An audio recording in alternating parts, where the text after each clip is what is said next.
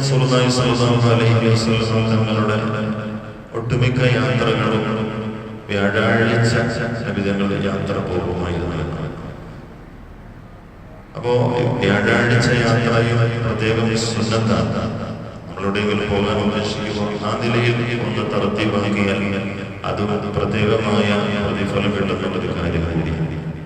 ഇങ്ങനെ എല്ലാ മേഖലകളും റസൂലുള്ളാഹി സ്വല്ലല്ലാഹു അലൈഹി വസല്ലം നമുക്ക് പഠിപ്പിച്ചിട്ടുണ്ട്.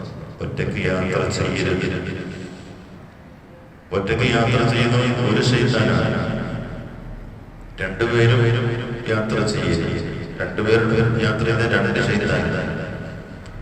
മൂന്ന് പേരാണ് ഒരു സംഘം എന്ന് റസൂലുള്ളാഹി സ്വല്ലല്ലാഹു അലൈഹി വസല്ലം പ്രത്യേകം പറയുകയുണ്ടായി. പലതരത്തിലുള്ള പ്രയാസങ്ങളും അല്ലെങ്കിൽ ഒറ്റയ്ക്ക് പോകുമ്പോൾ അല്ലെങ്കിൽ രണ്ടുപേരുടെ കൂട്ടത്തിൽ പോകുമ്പോൾ പല തെറ്റുകളിലേക്ക് പോകാൻ വഴുതി പോകാൻ സാധ്യതയുള്ളത് കൊണ്ടാണ് അങ്ങനെ പറഞ്ഞിട്ടുള്ളത്. എന്ന് പറഞ്ഞാൽ ഒറ്റയ്ക്ക് യാത്ര ചെയ്യാൻ പാടേയില്ല എന്നല്ല, ശ്രദ്ധിക്കുന്നത് നല്ലതല്ല.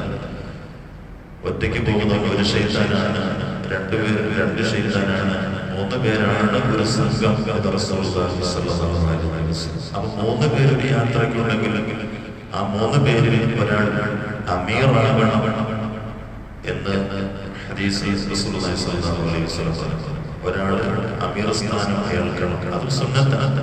കാര്യങ്ങൾ കൂടിയാലോചിച്ച് യാത്രയിൽ പോലും കാര്യങ്ങൾ കൂടിയാലോചിച്ച് ചെയ്യൽ വലിയ പുണ്യവും നേട്ടവുമുള്ള കാര്യമാണ് എന്ന് റസൂലുള്ളാഹി സ്വല്ലല്ലാഹു അലൈഹി വസല്ലം നമുക്ക് പഠിപ്പിച്ചു തരികയാണ്. അല്ലാഹു തആല ചെയ്യാൻ തൗഫീഖ് നൽകട്ടെ.